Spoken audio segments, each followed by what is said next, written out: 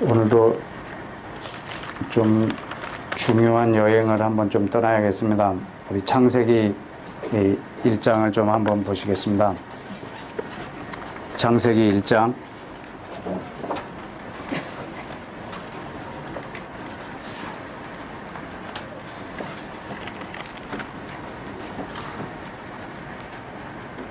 2절 우리 다 같이 읽겠습니다. 창세기 1장 2절 다 같이 시작. 땅이 혼돈하고 공허하며 흑암이 깊음 위에 있고 하나님의 영은 수면에 운행하시니라. 아멘. 여러분, 이 운행하신다 하나님의 영, 성령께서 수면에 운행하신다, 이 말은 그냥 물 위에 떠 있다는 말이 아니고 이 온 땅, 온 세계를 덮고 있다고 하는 표현입니다. 성령께서 만물이 창조되기 전에 온 세계를 품고 계시고, 이미 또 물과 물도 나뉘기도 하고 드러난 땅도 있고 땅 위에 동물도 식물도 만들어 놓은 상태이지만 거기에도 성령님이 이렇게 운행하시고 덮고 계십니다. 그리고 그 안에 있는 모든 만물은 다 하나님의 영으로 지어졌습니다. 그리고 그 중에 모든 만물을 다스리게 한 사람도 하나님이 그 코에다가 하나님의 영을 불어넣습니다. 그때 흙으로 만든 사람이 살아있는 영이 되었습니다. 성령이 그 안에 들어감으로. 여러분, 에덴에는 한 법이 있습니다. 에덴에는 한 법이 통치하고 있습니다. 그건 성령의 법입니다. 에덴 동산 전체는 성령의 법이 에덴을 다스리고 있습니다. 사람에게도 하나님의 성령을 부어서 모든 걸 다스리게 했고, 만들어진 모든 피조물에게도 하나님의 영으로 이렇게 지음을 받게 되었습니다. 우리 이 장면을 창세기 2장 7절에 보면 다 같이 읽을까요? 시작. 여호와 하나님이 땅의 흙으로 사람을 지으시고 생기를 그 코에 불어넣으시니 사람이 생명이 된지라. 아멘. 여러분, 사람의 몸에, 코에 하나님이 이렇게 입김을 불어넣으셨습니다. 이 입김, 이 호흡이 바로 하나님의 영입니다. 그래서 하나님이 사람 안에 오십니다. 여러분, 사람 안에 하나님이 거하시는 집을 만드셨습니다. 그래서 이 사람은 성령으로 충만한 상태에서 에덴을 다스리고 그 성령의 지혜로 에덴에 있는 모든 만물의 이름을 짓고, 그리고 성령님은 또 온 땅에 가득하시고 사람 안에 있으시고, 그래서 성령이 온 땅을 통치하고 계십니다. 여러분, 이것을 아담이 잃어버렸을 때 다시 성령님을 통해서 다시 이 땅을 재창조하시는 모습도 우리가 성경에서 볼 수 있습니다. 시편 104편을 한번 보실까요? 시편 104편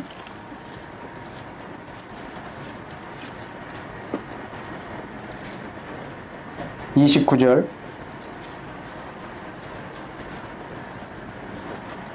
아담이 범죄한 후에 주님으로부터 숨었던 사건입니다. 주께서 낯을 숨기신 즉 그들이 떨고 주께서 그들의 호흡을 거두신 즉 죽어 먼지로 돌아가니라. 여러분, 이 호흡은 언제 불어넣었던 거죠? 창세기 2장 7절에 그 흙에다 불어넣었던 호흡을 다시 취해가 버림으로 그들이 죽게 되었습니다. 여러분, 바로 죽지는 않습니다. 그러나 하나님이 이 호흡을 취해간 순간 그는 생명이 아니라 죽은 자들입니다. 여러분, 우리 바깥에 가면 산자와 죽은 자를 우리가 구별할 수가 없습니다. 그러나 하나님의 영이 없는 자는 우리는 죽었다라고 말합니다. 이 송신여대 있고 이 근처를 돌아다니 보면 많은 사람들이 돌아다니지만 죽은 자하고 산 자가 같이 돌아다닙니다. 하나님의 영이 없는 자를 우리는 죽은 자라고 말합니다. 그런데 죽어 다시 먼지로 돌아갔는데 30절에 어떻게 하셨나요? 다시 주의 영을 보내어 그들을 재창조하십니다. 그리고 온 땅을 새롭게 하십니다. 그러니까 에덴으로 다시 회복하는데 뭘로 하시냐면 성령을 사람에게 부어서 다시 창조하십니다. 이 장면을 실제로 보여준 장면이 요한복음 20장인데 우리 한번 보실까요? 요한복음 20장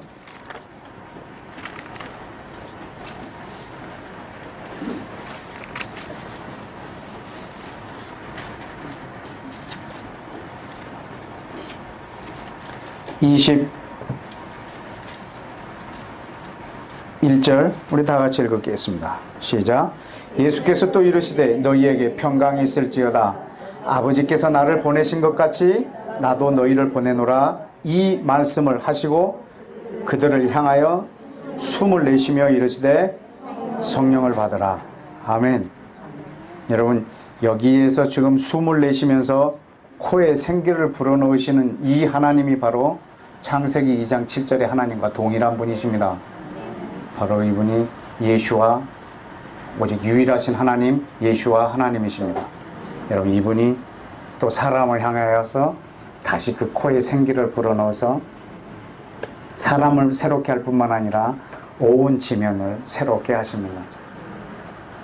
여러분 하나님은 모든 만물을 제일 처음에 에덴 동산에는 여러분 법이 없는 것처럼 보이지만 에덴에는 법이 있습니다. 그건 생명을 주시는 성령의 법입니다. 에덴은 생명을 소유하신 성령님이 다스리고 계십니다. 여러분 그 에덴에 전혀 다른 법이 침투해 버립니다. 어떤 법이 들어오는지 한번 다시 창세기 2장으로 돌아가 보실까요? 창세기 2장 17절 16절 17절 다 같이 읽습니다. 시작. 여호와 하나님이 그 사람에게 명하여 이르시되 동산 각종 나무의 열매는 다 네가 임의로 먹되 선악을 알게 하는 나무의 열매는 먹지 말라. 네가 먹는 날에는 반드시 죽으리라 하시니라. 아멘. 여러분 여기에서 먹는 날, 먹는 행위가 있고 반드시 죽으리라 그랬어요. 먹는 행위는 죄고 그 죄의 결과는 반드시 죽는 사망입니다. 그래서 죄와 사망이 이제는 사람에게 와서 얘가 온 에덴을 다스려 버립니다. 원래는 생명을 주시는 성령의 법이 에덴을 통치하고 있었는데 아담이 그 선악과를 따먹은 순간 그 먹는 그날 그들은 죄를 지었고 이 죄의 결과로 사망이 에덴을 통치해 버립니다. 그 죄와 사망이 이제는 아담 이후의 모든 인류를 장악을 해 버립니다. 하나님은 생명을 주시는 성령으로 모든 만물들이 다스려지길 원하는데 아담으로 인해서 죄와 사망이 모든 것을 통치해 버리고 있습니다. 여러분 하나님은 우리를 구원하시는 구원자이십니다. 하나님은 구원자이십니다. 이것을 예수아라고 합니다.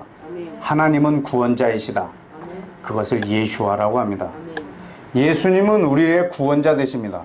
어디서 우리를 구원하실까요? 죄와 사망에서.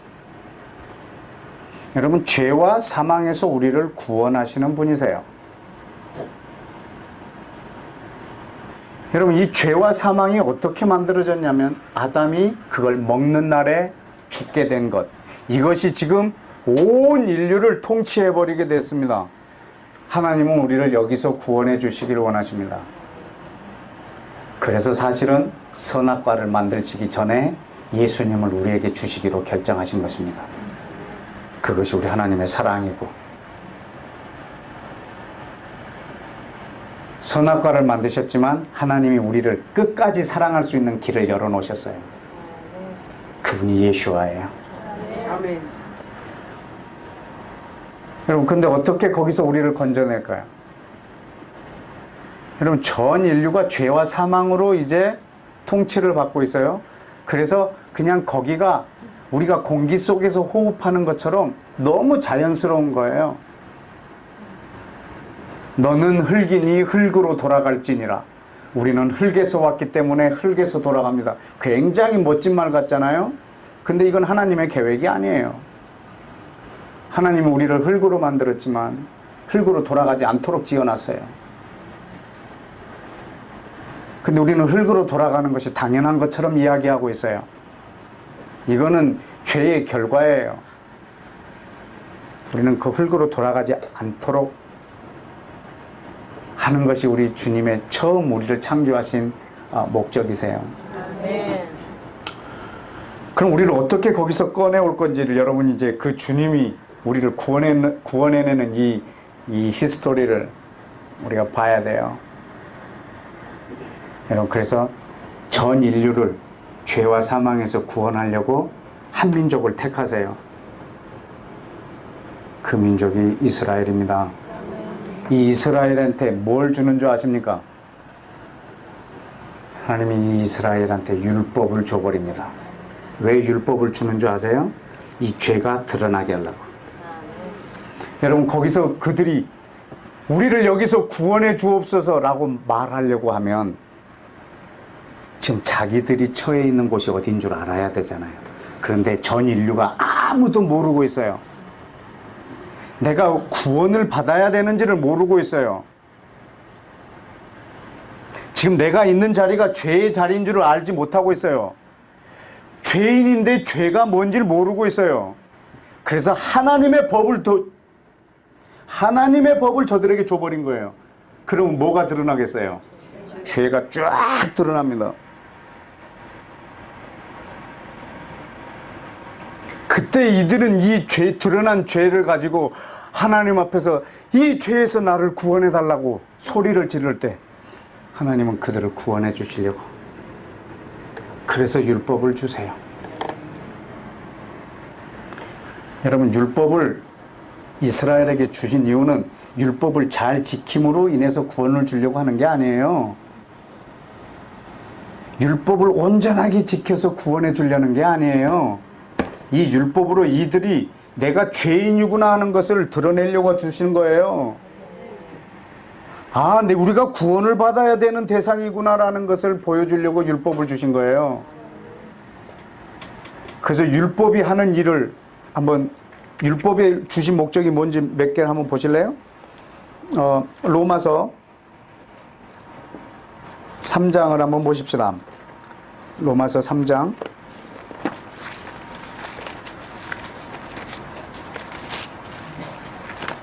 로마서 3장 19절. 우리가 알거니와 무릇 율법이 말하는 바는 율법 아래에 있는 자들에게 말하는 것이니 이는 모든 입을 막고 온 세상으로 하나님의 심판 아래에 있게 하려 하심이라. 여러분, 지금 율법이 말하고 있는 바는 누구한테 하는 말이에요? 누구한테? 율법 아래에 있는 자들한테. 여러분, 혹시 여러분 율법 아래에 있어 본 적 있나요? 여러분 한 번도 없어요? 여러분 한 번도 율법 아래에 있어 본 적이 없으세요? 누구를 율법 아래다 두셨나요? 이스라엘이라는 민족을 이 율법 아래다 두셨어요. 뭐 때문에? 온 인류를 죄와 사망에서 구원하려고.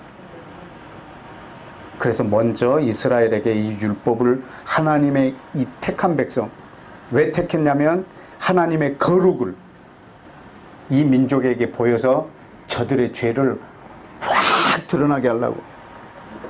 그래서 저들에게 율법을 줬어요. 그래서 20절 다 같이 시작.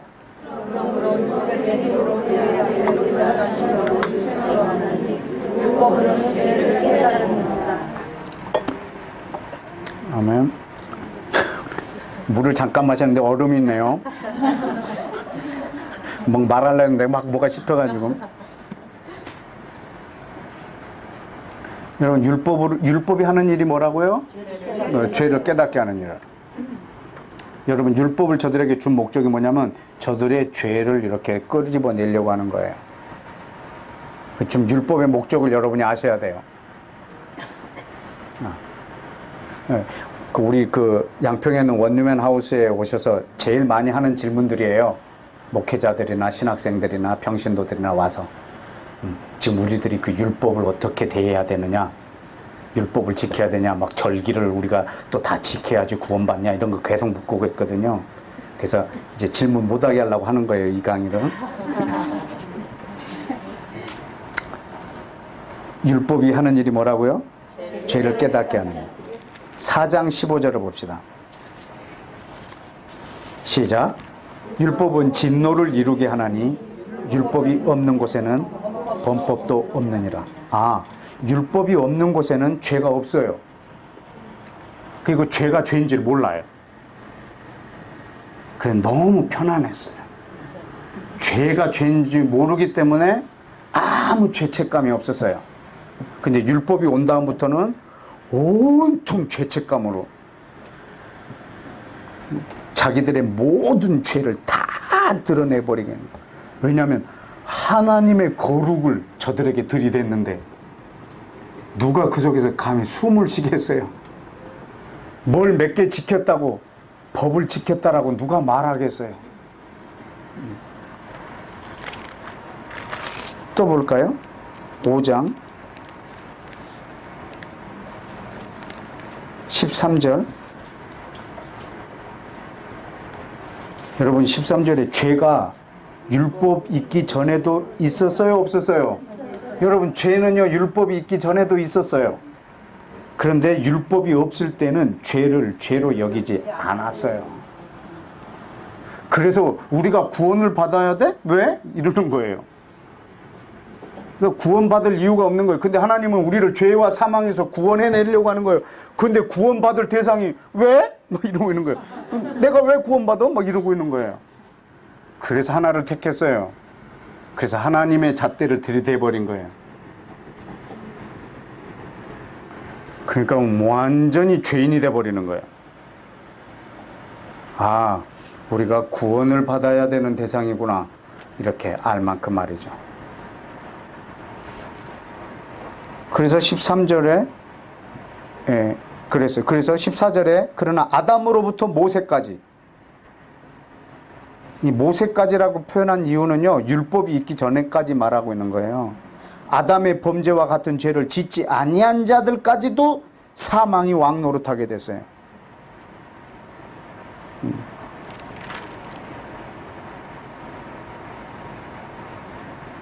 그래서 5장 17절에 보면 한 사람이 범죄함으로 말미암아 사망이 한 사람을 통해서 뭐 했어요? 왕노릇하게 됐어요. 그래서 이제는 한 분, 예수님을 통해서 뭐가 또 왕노릇한다고요? 성령님이 주시는 그 생명이 왕노릇하게 하는 것이 목적이에요. 다시 그 에덴으로 회복되기를 원하는 거예요. 생명을 주시는 성령의 법이 이 온 땅을 통치하게 되는 것. 그 전에는 한 사람으로 인하여 사망이 전 인류를 통치하게 됐어요. 이제 예수님 한 분으로 인해서 완전히 이 전 세계를 통치하는 것이 생명이 통치할 수 있도록, 사망이 통치하지 못하게. 그래서 20절을 다 같이 읽습니다. 시작. 율법이 들어온 것은 범죄를 더하게 하려 함이라. 그러나 죄가 더한 곳에 은혜가 더욱 넘쳤나니. 아멘. 이 말이 무슨 말인지 이제 아시겠죠? 율법이 우리한테 들어온 이유는 우리의 죄를 더 많이 만들어 버리려고. 율법이 우리한테 들어온 이유는 죄를 막 더 죄되게 만들어 버리는 거예요. 그래서 죄가 더 많아진 곳에 그리스도로 인하여 은혜가 더 커지는 거예요. 그럼 이 은혜를 더 받으려고 죄를 더 지을 수 있느냐 막 이러죠. 그거는 아니라는 거죠. 그러나 이 율법이 나한테 오므로 죄가 막 더 죄가 되고 더 생각하지도 못했던 죄들이 막 나한테 감당할 수 없을 만큼 커져버리는 거예요. 지금 율법을 주신 목적을 계속 말하고 있어요. 7장도 보실까요? 7장 8절. 그러나 죄가 기회를 타서 계명으로 말미암아 내 속에 온갖 탐심을 이루었나니 율법이 없었으면 죄는 어떻게 된 거예요? 죄는 없는 거예요. 9절에 전에 율법을 깨닫지 못했을 때는 내가 멀쩡하게 살아있었더니 계명이 나한테 온 다음부터는 죄만 살아나고 나는 죽게 됐다고. 율법이 없을 때는 내가 그래도 뭐 괜찮았어요. 근데 율법이 온 다음에는 죄만 살아나고 나는 죽게 됐다. 그러면 13절을 보십시다. 그런즉 선한 것이, 이 계명이에요. 계명은 선한 것인데 이것이 내게 사망을 오게 했느냐? 그럴 수 없느니라. 오직 뭐가? 죄가 죄로 드러나기 위하여 선한 그것으로 말미암아 나를 죽게 만들었으니 이는 계명으로 말미암아 뭐를? 죄를 심히 죄되게 하려 함이라. 계속 이 표현을 쓰고 있는 것은 율법의 목적이에요. 이스라엘 백성을 택하시고 저들에게 율법을 주신 이유는 저들의 죄를 계속 드러나게 하려고.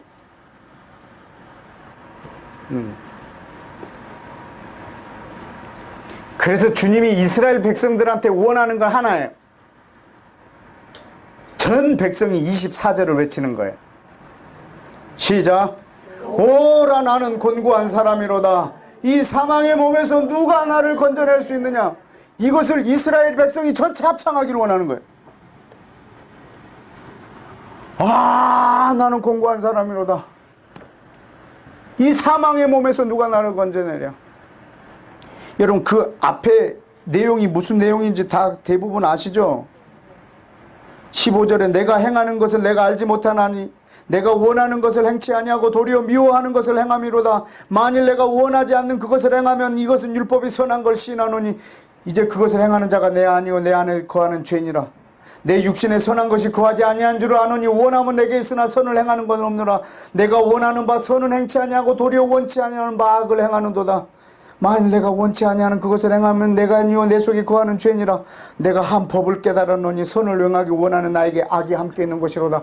이게 지금 사도 바울의 이 고난이 고통이에요. 여러분 내가 선을 행해도 죄인인 거예요.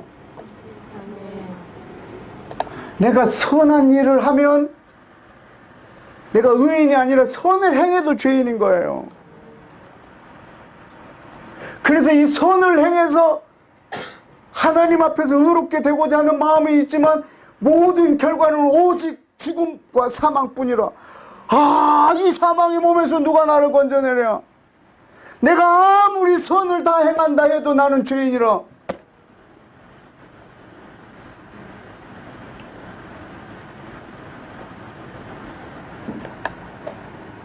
내가 죄를 지었기 때문에 죄인이 아니라 내가 죄인이기 때문에 죄를 짓고 있는 거예요.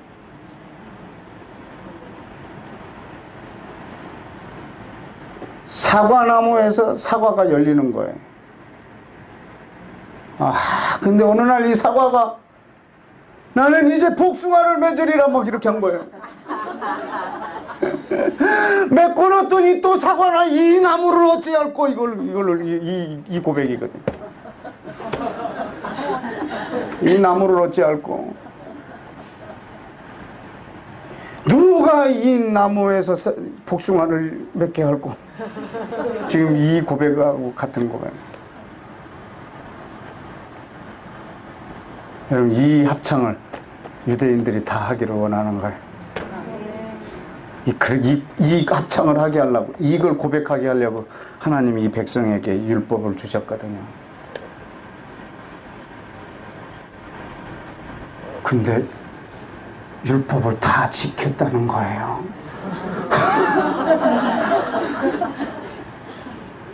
주님 너무 당황하시는 거예요.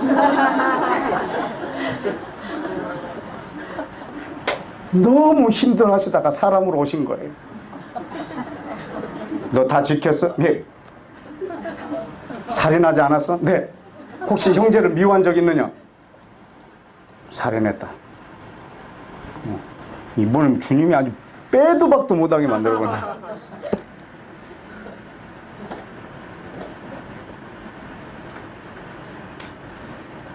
그냥 아주 나옷 꼼짝 못하게. 이거 자기가 구원받아야 되는 대상인데 율법을 다 지켜버린 거예요. 너무 당황하신 거예요. 어떻게 그걸 다 지키냐. 그걸. 그리고 자기가 의롭다는 거예요. 그래서 자기에게 영생이 있다는 거예요. 예수님이 오셔갖고 성경을 열심히 보고 있는 유대인들한테 말하는 거예요. 너희 성경을 열심히 묵상해서 다 지켜서 영생을 얻고자 보고 있느냐? 넌 이 성경을 잘못 보고 있다. 이 성경은 나에 대하여 기록해 놓은 거다. 그러면 여러분은 성경을 보실 때 이거를 어떻게 하면은 다 완벽하게 지킬까? 이렇게 봐서는 안 되고요. 하나님이 예수와께서 하신 일을 여러분 보셔야 돼요. 그분이 뭘 하시는가를 보여주는 책이에요. 그래서 이 말씀을 묵상하면 주님이 높임을 받으셔야 되는데 우리는 이걸 보고 지키려고 그래요. 또 그래갖고 다 지켰으면 너무 떳떳한 거야. 그래서 맨 앞자리에 이렇게 막 앉아 있는 거야. 막 너무 떳떳해서 막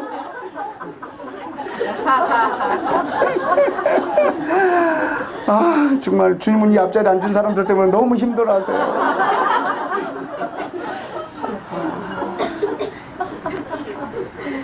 그래도 빨리 와서 앞에 앉으세요.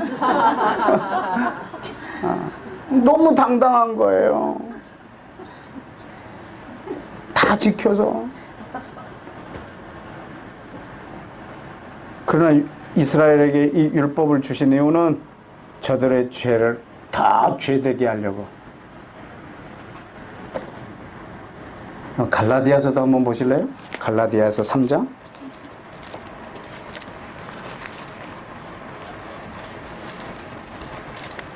갈라디아서 3장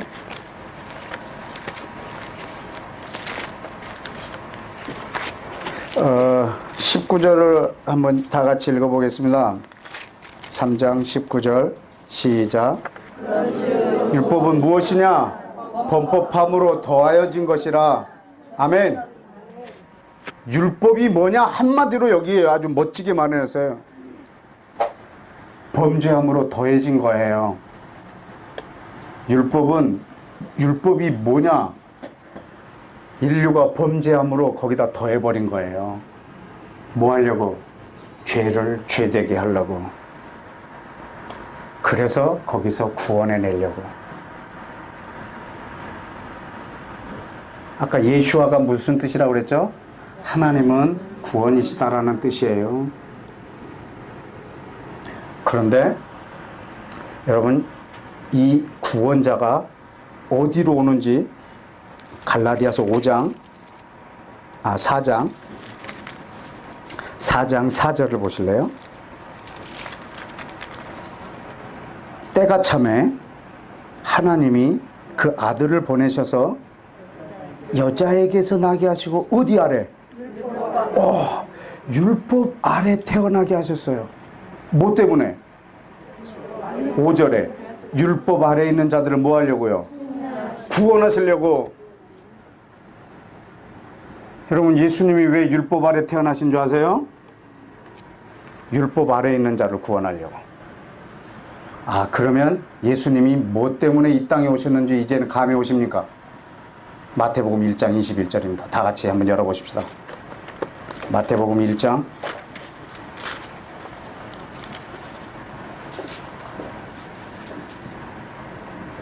21절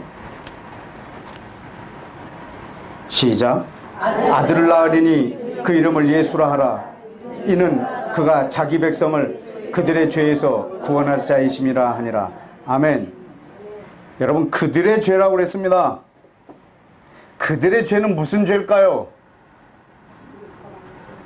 그들이 범죄한 것들 말하는 것이 아니고 여기서 말하는 죄는 율법을 더했을 때 드러난 것들입니다. 율법을 그 자기 백성에게 주어서 드러난 죄입니다. 여기서 이것들을 구원해내려는 겁니다. 예수, 그분은 누구냐면 자기 백성을 저들의 죄에서 구원할 자입니다. 여러분, 지금 이 예수님은 이방인을 위해서 오신 것이 아닙니다. 예수님이 입으로 직접 하셨습니다. 이 말씀을. 나는 잃어버린 이스라엘 백성을 위하여 왔다라고 자신을 표현하셨습니다. 자녀의 떡을 개에게 주지 않겠다라고도 한 가나안 여인에게도 표현하셨고, 예수님은 자기 백성을 저들의 죄에서 구원하려고 오신 분이세요. 지금 여기에는 이방인이 포함 안 돼 있어요.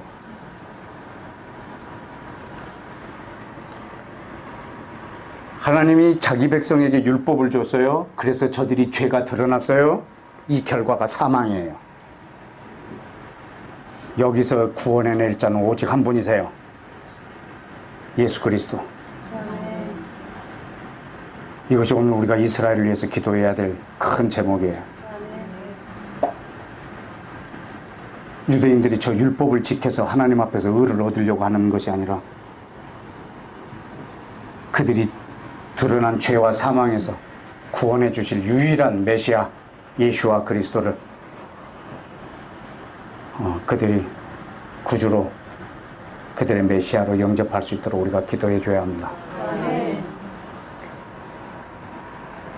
여러분, 이분은 자기 백성의 드러난 죄를 저의 죄에서 이렇게 구원해낼 자이십니다.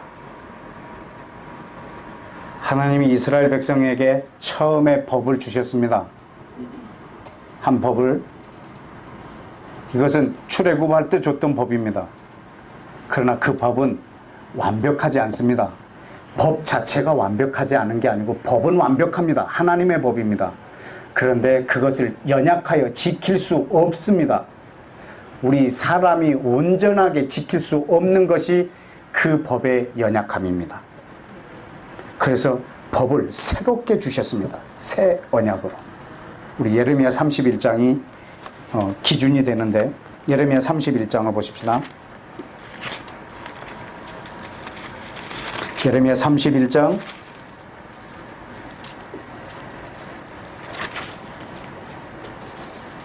31절.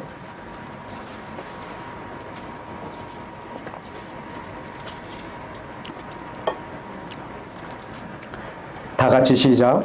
여호와의 말씀이니라. 보라, 날이 이르리니 내가 이스라엘 집과 유다 집에 새 언약을 맺으리라. 자, 지난번에도 한번 이야기했지만 이 언약을 누구와 맺냐면 이스라엘 집과 유다 집에 새 언약을 맺으세요. 여러분, 새 언약이 필요한 사람은 옛 언약을 갖고 있는 자에게 필요합니다. 그래서 사실은 이방인들한테는 이것이 새 언약이 아닙니다. 옛 언약과 새 언약이 합쳐서 우리한테는 새 언약입니다. 그러나 옛 언약을 갖고 있는 자에게 필요한 것이 새 언약입니다. 옛 언약을 주는 장면을 볼까요? 32절 시작. 이 언약은 내가 그들의 조상들의 손을 잡고 애굽 땅에서 인도하여 내던 날에 맺은 것과 같지 아니할 것은 내가 그들의 남편이 되었어도 그들이 내 언약을 깨뜨렸음이라. 여호와의 말씀이니라. 여러분, 히브리서에 보면 이 첫 언약에 흠이 있다고 말합니다. 근데 언약에 흠이 있는 것이 아니고 이 언약을 깨뜨릴 수밖에 없는, 우리 인간이 연약해서 언약을 다 지킬 수 없는 것이 이 언약의 흠입니다. 그래서 이 흠이 있는 언약을 완전한 언약으로 주십니다. 어떻게? 33절 시작. 그러나 그날 후에 내가 이스라엘 집과 맺을 언약은 이러하니 곧 내가 나의 법을 그들의 속에 두며 그들의 마음에 기록하여 나는 그들의 하나님이 되고 그들은 내 백성이 될 것이라. 여호와의 말씀이니라. 아멘. 여러분, 이 언약을 우리 속에 두고 마음에 기록하겠다는 것이 어떻게 완성이 되냐면 성령님이 내 안에 오심으로 이 법이 완성이 됩니다. 다시 말하면 첫 번째 언약을 주신 이유가 뭐냐면 이 두 번째 새 언약을 이루기 위해서. 다시 말하면 이스라엘 백성에게 율법을 주신 이유가 뭐냐면 성령을 주시려고. 첫 번째 언약을 주신 이유는 두 번째 언약을 주신 그 성령으로 첫 번째 언약을 완성시키시는 거예요. 그래서 그들이 성령을 받음으로 율법을 완성시키는 거예요. 그래서 그들이 이제는 성령의 인도함을 받는 바가 되면, 성령 아래에 있게 되면 율법 아래에 있지 않게 됩니다. 그래서 이 백성들에게 성령을 부어줘서 다시 생명의 성령의 법으로 이 백성을 끌어내기를 원하세요. 처음 에덴에 뒀던 그 법으로 다시 돌아오게 하는 것이 예수님이 이 땅에 오셔서 이 백성을 구원하시는 거예요. 여러분, 구원이라고 하는 것은 어떤 한 곳에서 꺼내는 것을 말하는 것이 아니고 이곳에서 꺼내서 한 곳으로 들어가게 하는 것을 구원이라고 합니다. 죄와 사망에서 건져서 생명의 성령으로 들어가게 하는 것입니다. 예수님은 우리를 죄와 사망에서 건져서 우리한테 성령 아래로 들어가게 하는 것입니다. 여러분, 그래서 이 하나님의 이 언약을 가진 이 백성이 성령을 받았을 때 이 언약이 완성이 됩니다. 그래서 예레미야 31장의 이 새 언약은 성령이 저들에게 임함으로 완성이 되는 법입니다. 여러분, 근데 오늘날 지금 놀라운 일이 벌어졌습니다. 베드로에게 하나님이 꿈에 환상 중에 나타났습니다. 너 이방인 고넬료의 집에 가라. 이방인을 이제 받아들이라는 사인을 받았어요. 근데 고넬료라고 하는 사람의 종이 왔어요. 그래서 이 사람의 손에 이끌려서 고넬료의 집에 갔어요. 그래서 이방인한테 처음으로 하나님의 말씀을 전했어요. 근데 여러분, 저들에게 성령이 임했어요.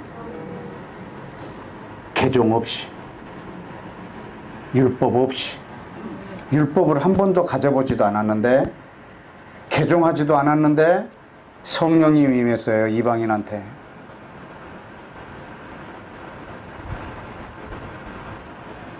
어찌된 일입니까? 율법이 없었던 우리한테 성령님이 임했습니다. 그리고 예수를 이방인이 뭐라고 고백하냐면 나를 구원해 주실 구원자입니다.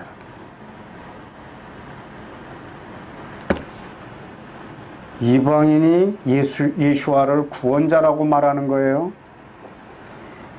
율법이 없는데, 율법을 한 번도 가져보지도 않았는데, 내가 죄인인 것도 모르는데 이방인들이 나는 죄인입니다라고 고백하고 내 죄에서 나를 구원해낼 자라고 말하고 있습니다.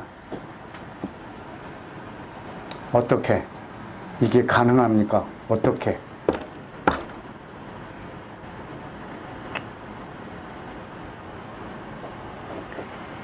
여러분, 이 초대교회의 이 이방인들은 말이죠, 하나님이 이스라엘에게 행하신 그것을 보고 저분은 우리의 구원자라고 하는 것을 알게 되는 겁니다. 여러분은 지금 예수님이 내 죄를 구원하러 오셨다라고 여러분이 믿고 있는데, 한편으로는 맞는 말이지만 또 한편으로는 맞지 않습니다. 여러분은 어떤 경로로 예수님이 나를 구원해 줄 자라는 것을 알고 있는지 모르겠지만, 그분은 이스라엘에게 율법을 주신 분이요, 그리고 저들의 구원자세요. 출애굽기 33장에 보면, 안 보셔도 됩니다. 뭐라고 하시냐면 모세에게 율법을 주실 때 자기를 소개합니다. 나는 은혜와 진리라고. 나는 은혜와 진리라고 자기를 소개합니다. 요한복음 1장에 그분이 뭐라고, 예수님이 뭐라고 그러냐면 은혜와 진리가 충만하다라고 표현합니다. 그분이 누구냐면 모세에게 법을 주신 분입니다. 그러면 이 큰 시나리오를 한번 봅시다. 모세에게 율법을 주신 분이 예수아입니다. 그는 율법을 줄 때 자기도 같이 주신 겁니다. 율법을 주실 때 자기를 주셨습니다. 율법을 저들에게 들이대실 때 자기가 죽을 거라고. 너의 드러난 죄를 위해서. 율법과 동시에 자기 자신을 주신 분이 바로 예수와 우리의 메시아이십니다. 여러분, 지금 이스라엘 백성들은 이 율법으로 수천 년 동안 하나님하고 관계를 맺어왔습니다. 우리는 전혀 율법 아래에 있지도 않았던 사람들입니다. 근데 왜 하나님이 그렇게 하셨냐면 전 인류에게 나 예수와는 이스라엘의 이 죄에서 구원할 자이시고 동시에 전 인류를 죄와 사망에서 구원할 자라고 하는 것을 이스라엘을 통해서 보이시는 겁니다. 하나님이 왜 이스라엘을 자기의 특별한 소유로 삼으셨냐면 자기 이름을 온 땅에 드러내시려고. 그래서 한 민족을 택해서 그들에게 율법을 주셨습니다. 그리고 그 드러난 죄를 위해서 자기 목숨을 주셨습니다. 이걸 보고 전 인류가 저 예수와가 온 인류의 구원자인 것을 알고 모든 인류가 저 예수님을 믿음으로 구원을 받게 하셨습니다. 율법 없이,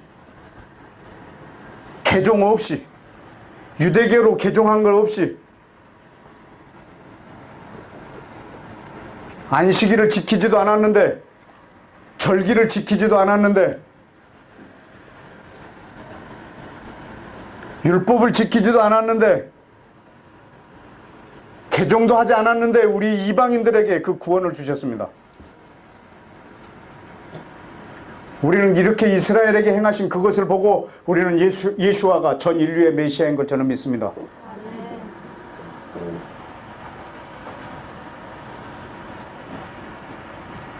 그럼 우리가 앞으로 해야 할 일은 뭘까요? 다시 이 율법을 묵상해서 지켜야 될까? 너가 왜 예수를 믿고 할례를 받으려고 하느냐? 할례를 받아야 될 자는 할례를 받고 할례를 받지 않아야 될 자는 할례를 받지 말라. 할례를 받는 것도 안 받는 것도 아무것도 아니라 오직 서로 사랑하라. 그럼 우리 이방인들이 해야 할 일이 뭔가 말입니다. 하나님이 선택해서 율법을 줬던 그 민족과 우리가 하나가 되는 겁니다. 그리고 그들을 사랑하는 겁니다. 거기에 생명이 있습니다. 그 생명을 온 인류에게 주기를 원하십니다. 성경에 신약에 아주 많은 표현이 있습니다. 도적질하지 말라, 살인하지 말라, 이웃의 걸 탐내지 말라. 이 외에도 계명이 많이 있지만 내 이웃을 내 몸과 같이 사랑하라. 이 한 말에 모든 계명이 다 들었느니라. 여러분, 우리 이방인한테는 이제 그런 계명이 없겠네요? 아닙니다. 우리 주님께서 온 인류에게 새로운 하나의 계명을 주셨습니다. 내가 너희를 사랑한 것 같이 서로 사랑하라. 여러분, 우리가 이제 지켜야 될 계명은 율법으로 수천 년 동안 관계를 맺어왔던 저 민족을 사랑하는 겁니다.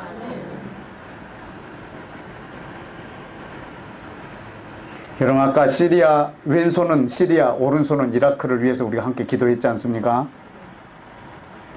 전 그때 이 두 나라가 저는 이스라엘을 사랑하게 해달라고 기도했습니다. 여러분, 이스라엘을 사랑하면 자기 동족은 반드시 당연히 사랑합니다.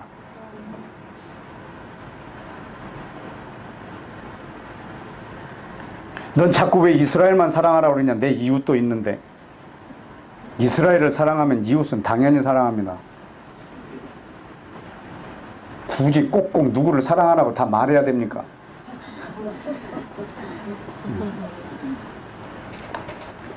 여러분, 지금 우리 가운데 주님이 우리에게 주고 싶은 것이 있는데 그것은 에덴에서 있었던 그 생명의 성령의 법입니다. 우리 로마서 7장을 다시 한번 열어보십시다. 로마서 7장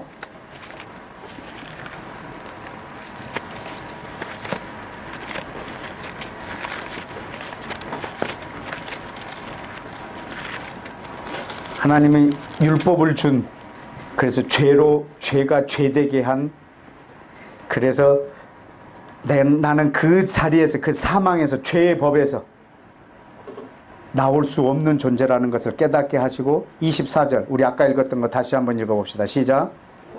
보고라 나는 곤고한 사람이로다. 이 사망의 몸에서 누가 나를 건져내. 이것이 율법을 가진 자들이 전부 다 고백하게 하고 싶은 주님의 뜻입니다. 이 고백을 하는 자에게 줄 수 있는 하나님의 선물이 2절입니다. 8장 2절 다 같이 읽습니다. 시작. 이는 그리스도 예수 안에 있는 생명의 성령의 법이 죄와 사망의 법에서 나를 해방하였습니다.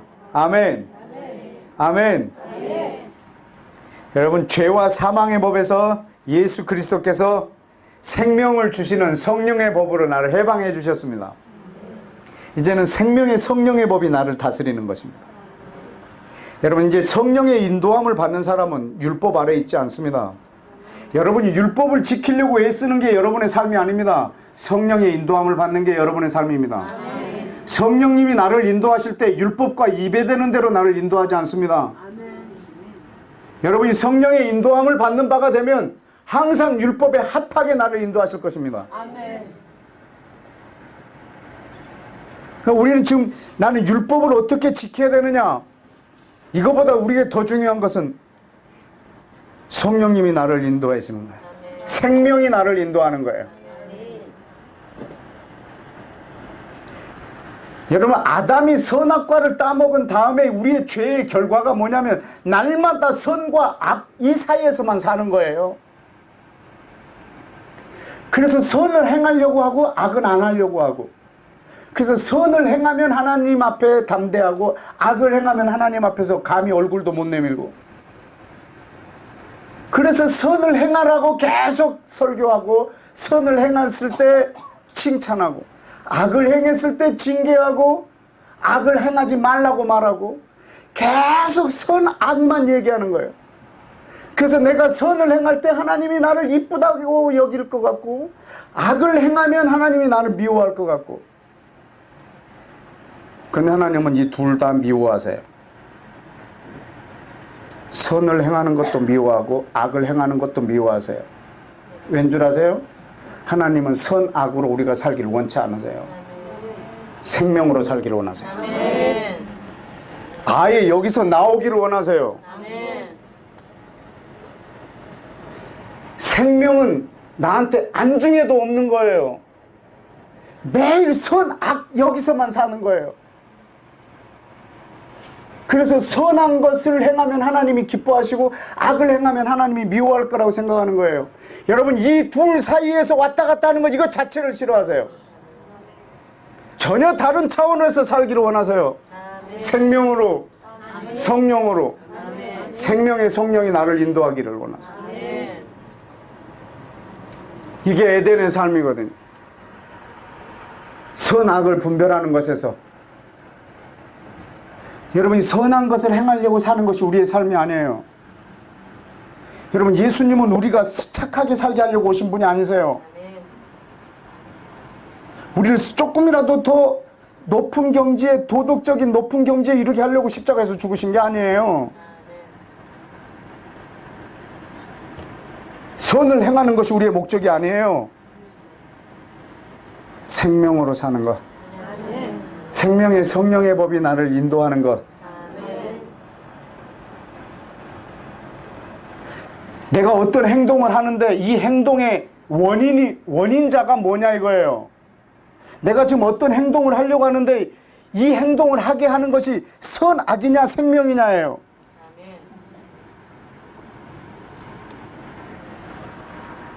내가 정말 내 미워하는 놈이 하나 있는데 저걸 내가 지금 사랑하려고 하는데 이게 지금 선악이 하고 있느냐 생명이 하고 있느냐예요. 그래도 저놈을 내가 사랑하는 게 선이겠지라고 생각해서 사랑하는 것. 그래서 내가 원수를 사랑했어요. 이게 또 하나님 앞에서 담대함이 된 거예요. 여러분, 생명이 나를 인도하느냐 성령님이 나를 인도하느냐 아니면 율법이 나를 인도하느냐. 여러분 율법을 연구해서 지키는 것이 여러분의 삶이 아니에요. 지금 왜 율법을 줬다고요? 유대인들한테 죄를 드러나게 해서 예수님이 필요하게 만들어 놓으려고. 그래서 그 죄가 더 크므로 예수님의 은혜가 더 크게 하려고. 그래서 그것을 우리는 지금 몽땅 보고 있는 거예요. 통째로. 이스라엘 전 역사 가운데서 예수와가 한 일을 통째로 보고 있는 거예요. 우리는 이 은혜로 구원을 받은 거예요. 아멘.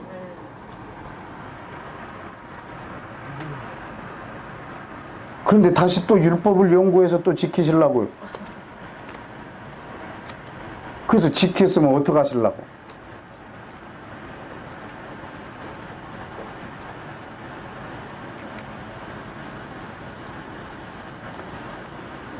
여러분이 성령의 인도함을 받는 바가 되면 더 이상 율법 아래에 있지 않게 될 겁니다.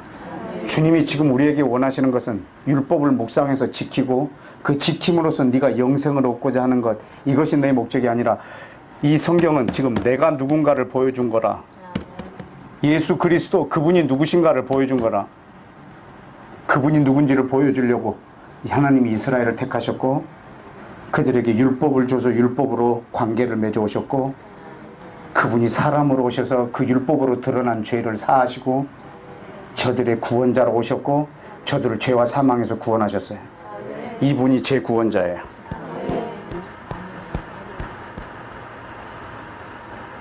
여러분이 이 이스라엘 전 역사 가운데 역사하신 예수와 이스라엘과 단절시켜버리면 여러분은 내가 지은 내 죄에서 예수님이 나를 구원할 자로 여기신다고 하면 여러분 예수님을 잘 모르고 계시는 분이세요.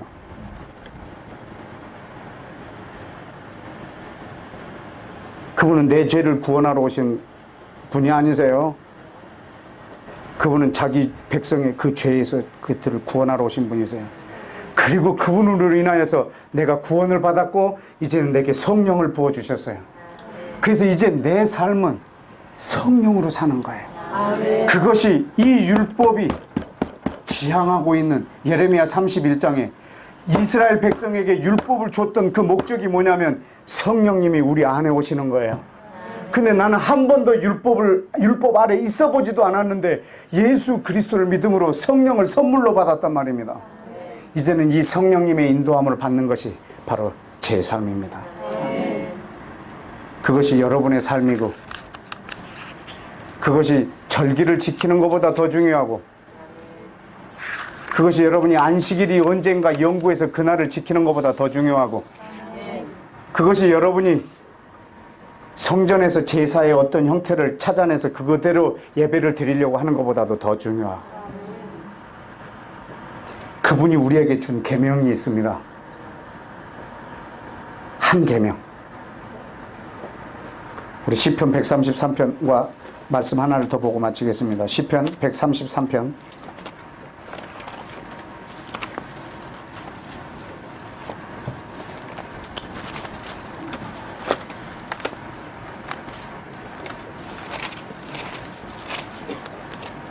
시편 133편 보라 1절 형제가 연합하여 동거함이 어찌 그리 선하고 아름다운가. 이게 뭐 동성연애 얘기하는 거 아니에요? 이 형제는요 유대인과 이방인이에요. 형제가 연합하여 동거함이 이 땅에서 유대인과 이방인이 서로 이렇게 사랑하는 것이 얼마나 아름답냐면 그거를 아주 멋지게 표현했어요. 머리에 있는 보배로운 기름이 수염 곧 아론의 수염에 흘러서 그 옷깃까지 내린 것 같이 그렇게 아름답다는 거예요. 형제가 연합하여 동거하는 것이. 그러니까 아론의 머리에다가 그 보배로운 기름을 제사장의 기름을 부었을 때 이 향기 나고 이 아름다운 기름이요 이 아론의 머리를 적시고요 이게 수염을 타고 흘러서요 옷을 적시고 이 옷깃까지 내려가는 것처럼 이렇게 아름답다고요. 이 기름을 하나님이 이스라엘에게다 부었는데 이 기름이 온 이스라엘을 적시고 온 열방으로 흘러가는 것처럼 아름답다고요. 그래서 온 열방이, 이스라엘과 이방인이 예수 그리스도 안에서 하나가 되어 서로 사랑하는 것이 이렇게 아름답다고. 또 어떤 거에 비했냐면 헐몬의 이슬이, 헐몬산의 이슬이 시온의 모든 산들에 내린 것 같은. 그러니까 이스라엘에서 제일 높은 산이 헐몬산인데 여기에 한번 이슬이 내렸는데 이 헐몬산에서 다시 시온에 있는 모든 산에 이 이슬을 나누어서 흘러가는 것처럼 아름답다.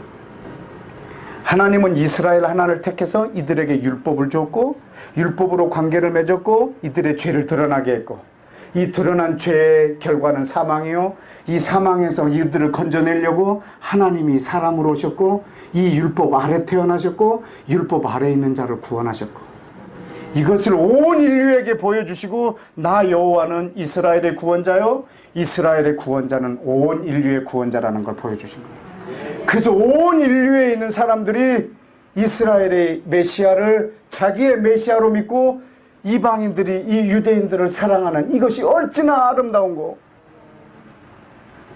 그리고 뭐라고 하셨냐면 3절 끝에 여호와께서 헐몬의 이슬의 시온산에 내린 같도다.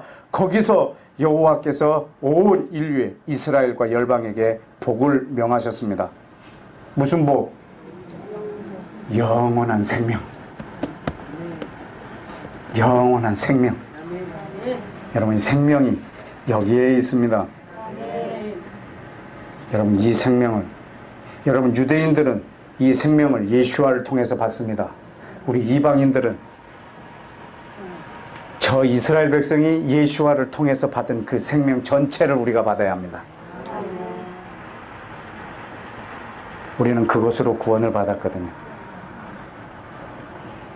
유대인들은 예수님으로 인하여 구원을 받습니다. 이방인들은 예수님이 유대인의 구원자인 것으로 이방인은 구원받습니다.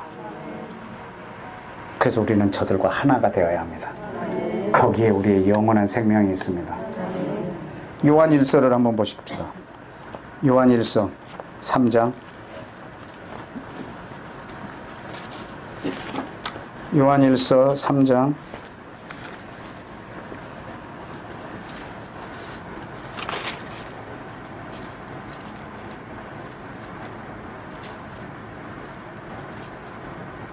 13절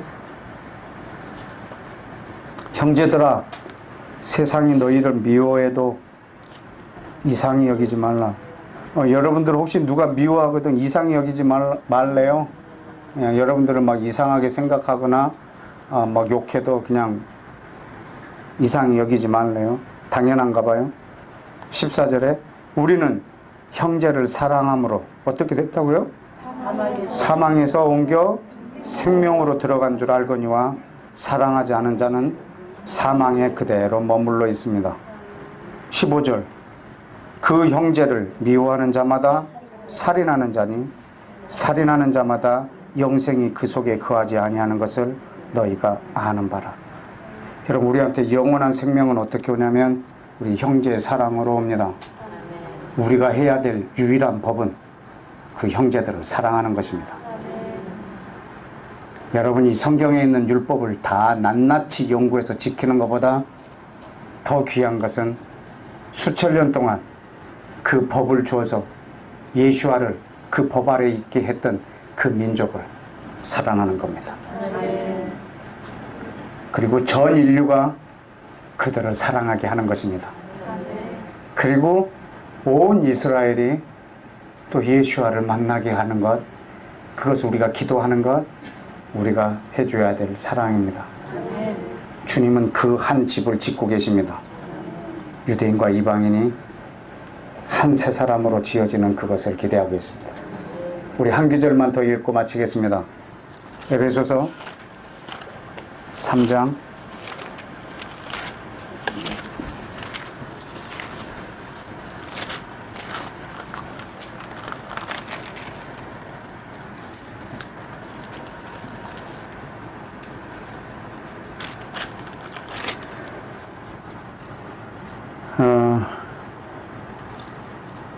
3절 곧 계시로 내게 비밀을 알게 하신 것을 먼저 간단히 기록했는데 그것을 읽으면 너희가 그리스도의 비밀, 메시아의 비밀을 깨닫게 되리라고 말하고 있습니다.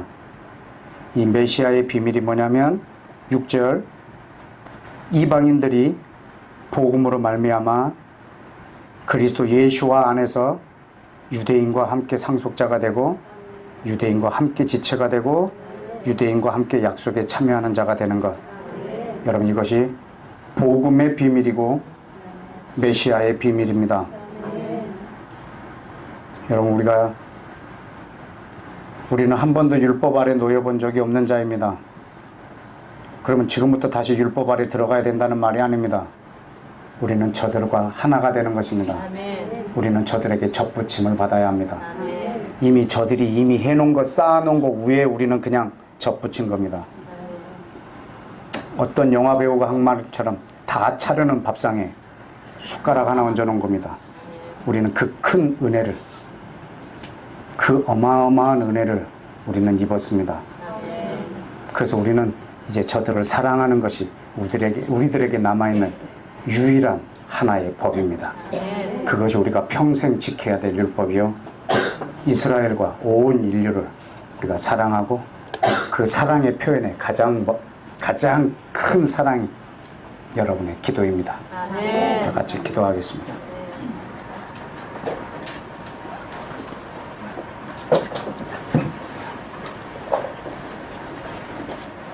여러분 이 시간 우리가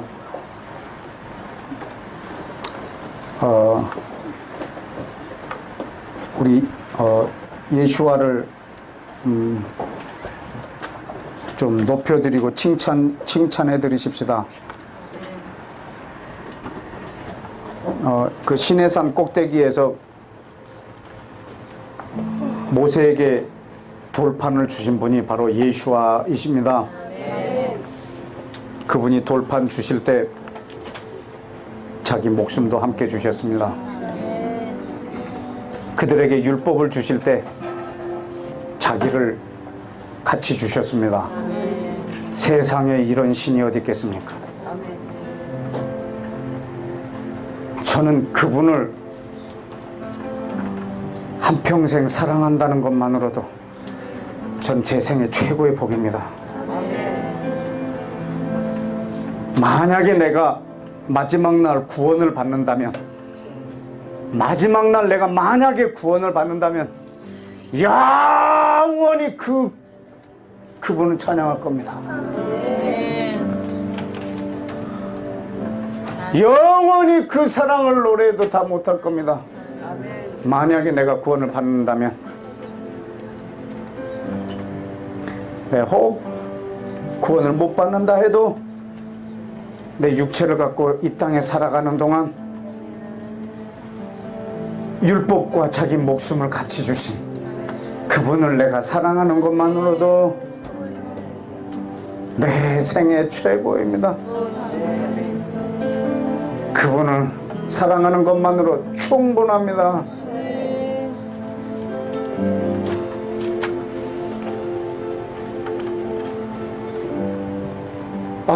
세상에 이런 분이 어디 있겠습니까? 선악과를 만드시기 전에 이미 자기 주실 것을 계획하셨습니다.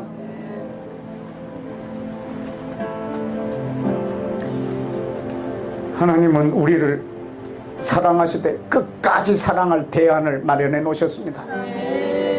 선악과를 따먹어도 끝까지 사랑할 수 있는 대안이 있으셨습니다. 그 대안이 자기 자신이었습니다.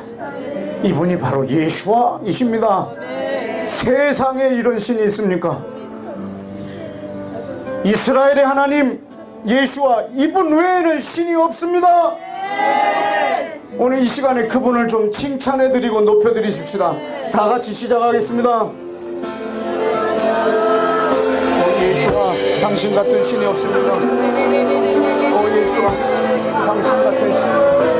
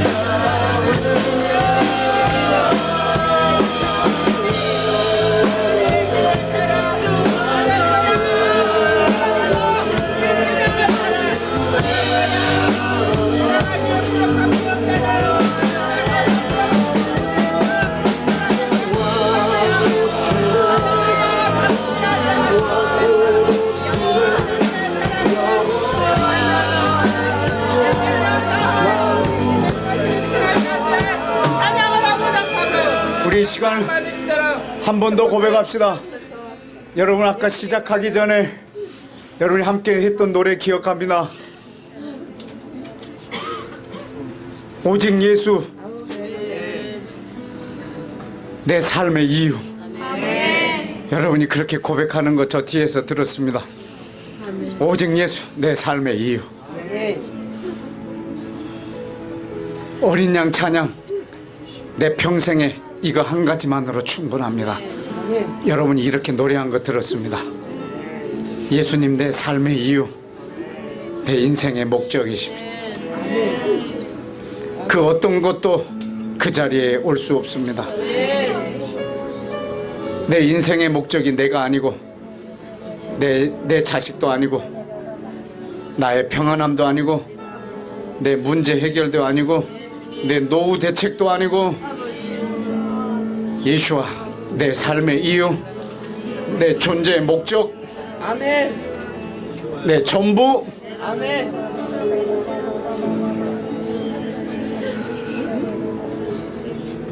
여러분 예수님의 목적이 접니다. 예수님의 목적이 바로 접니다.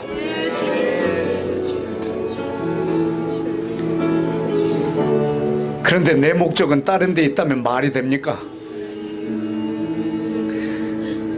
전능한 하나님의 목적이 난데 내 목적은 또 다른 데 있다면 그게 말이 되겠습니까?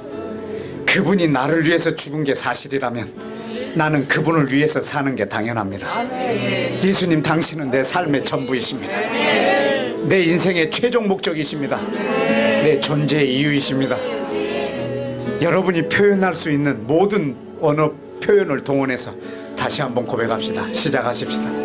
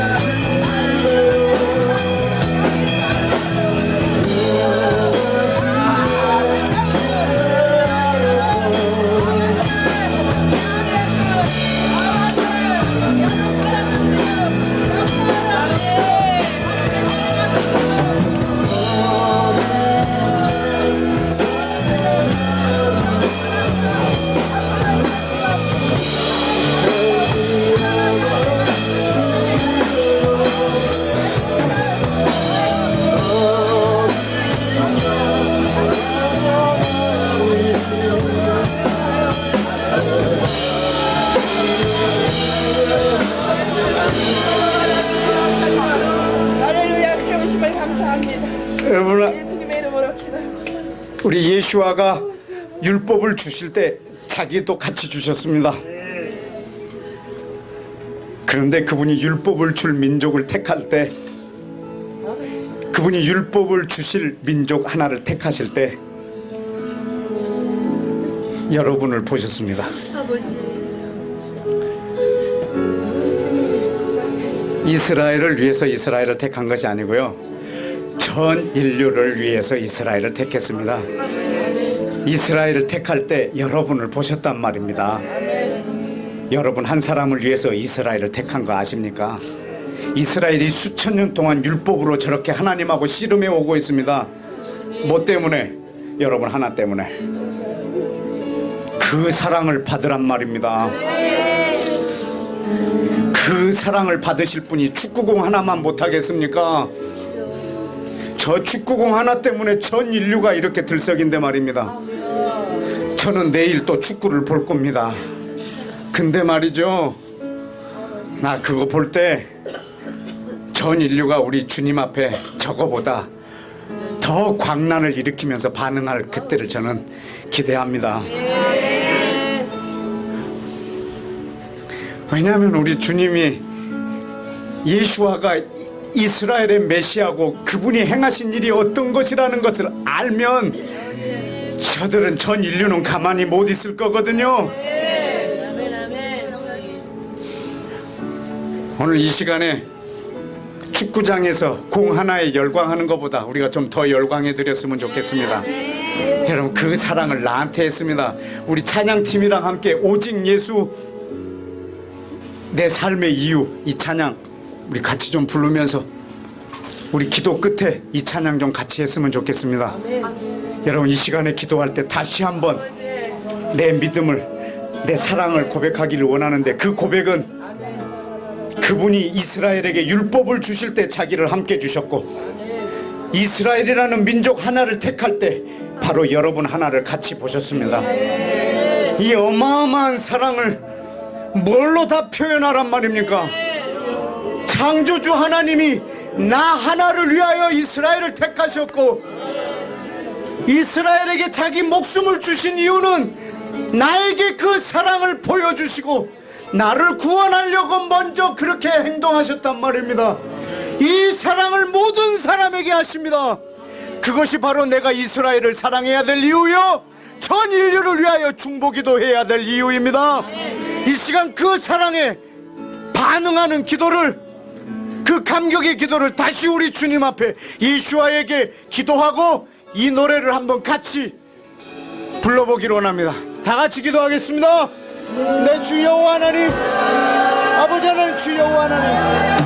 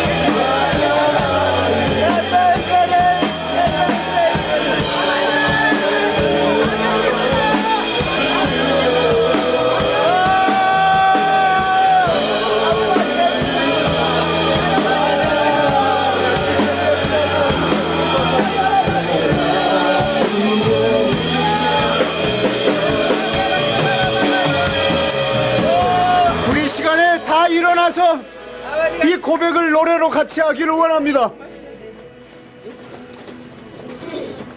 축구장의 그 공 하나의 열기보다도 그 반응보다도 비교할 수 없을 만큼 전 인류가 매년 한 나라씩 돌아가면서 큰 무대를 만들어서 나라마다 돌아가면서 예수와를 이렇게 찬양하는 축제가 벌어졌으면 좋겠습니다.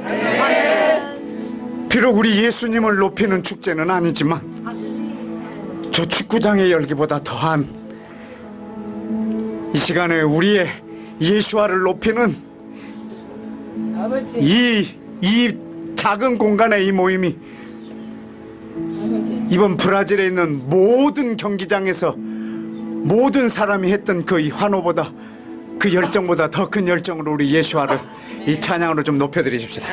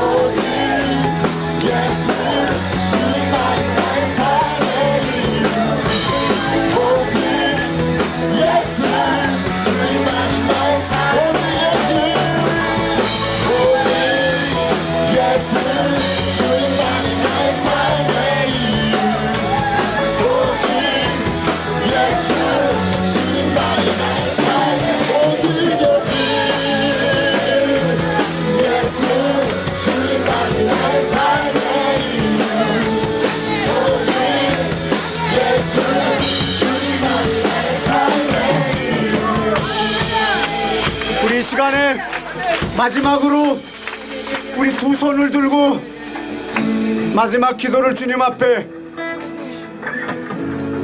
내 생명을 드리듯 기도하고 싶습니다. 그것은 정말 아름다운 우리 형제 유대인들 중에서 예수를 믿어 이방인을 사랑하는 유대인들과 이방인 중에 예수를 믿어 율법으로 수천 년 동안 관계를 맺어왔던 저들을 사랑하는 이방인들이 하나가 되는 이 동거함, 이 아름다움을 꿈꾸면서 마지막 기도를 드리길 원하는데, 이스라엘 저 유대인들에게 예수화가 율법의 마침인 것을 알게 해주옵소서. 저들이 온 열정으로 이 사망의 몸에서 우리를 건져달라고, 나는 죄인이라고, 나는 예수화가 필요하다고, 예수화가 우리의 메시아라고,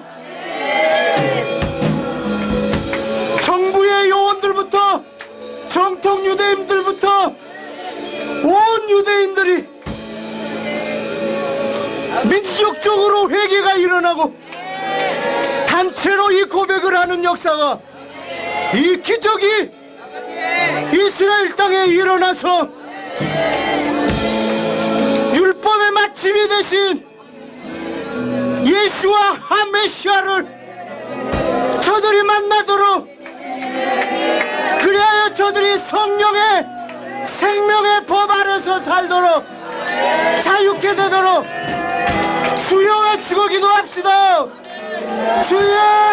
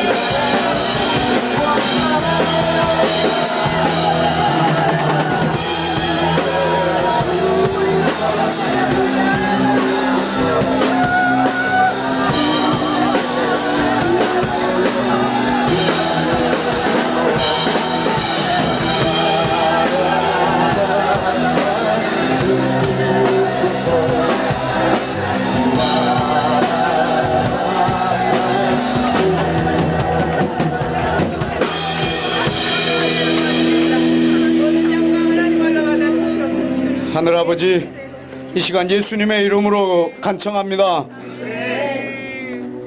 오늘 이 방에 모인 자들에게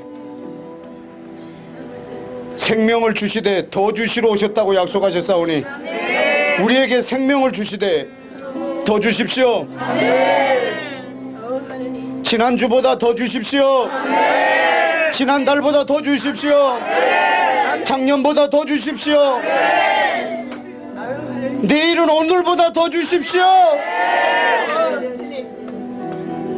성령의 기름 부음도 단회적이지 않는 걸 믿습니다. 성령을 더 부어 주십시오. 지혜와 기름 부으심을 더 주십시오. 지난주 기름 부음으로 이번 주 살지 않게 해 주십시오.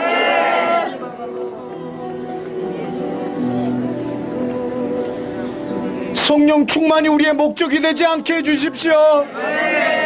땅 끝까지 예수와가 행하신 일에 증인이 되게 해 주십시오. 예수와가 행한 일에 증인 되기를 원합니다. 그래서 성령님이 필요합니다. 당신의 능력이 필요합니다. 성령님의 지혜가 필요합니다. 내 몸은 한국에 있는데 땅 끝까지 증인이 돼야 되기 때문에 성령이 필요합니다.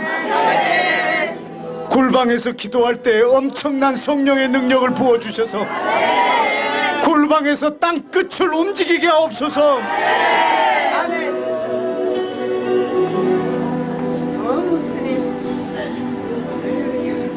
아버지, 이스라엘 땅 전역에 율법과 죄와 사망이 왕노릇하는 나라 도시가 되지 않고 생명과 성령이 젖과 꿀처럼 흐르게 하옵소서. 아버지, 이스라엘이 다시 살아나는 것은 저들의 힘만으로 되지 않는 것을 우리가 말씀을 통해서 알고 있습니다. 이 땅 250개 나라가 모든 나라에서 저 땅에 생기를 태어나게 해 주옵소서. 예수님께서 제자들의 입을 코를 향하여 호흡하시고 성령을 받으라고 말한 것처럼 전 열방이 이스라엘을 향하여 이 생기를 태어나게 하오 주옵소서. 오늘도 우리 한국 이 동네에서 생기를 태어내 싸우니 이 생기가 중간에 사라지지 않게 해주시고 이스라엘 땅 곳곳에 실제 생기로 들어가게 하옵소서. 아버지, 오늘 밤에 이 방에 있는 사람들이 이부자리에 들 때 생명과 성령으로 뒤척이는 밤 되게 하옵소서. 아버지, 사랑합니다. 예수와 당신 같은 신이 없으십니다. 유일하신 여호와이십니다. 예수님 사랑합니다. 이 땅에 우리와 함께 거하시는 성령 하나님 사랑하고 환영하고 존경하고 찬양합니다. 예수와 이름으로 기도했습니다.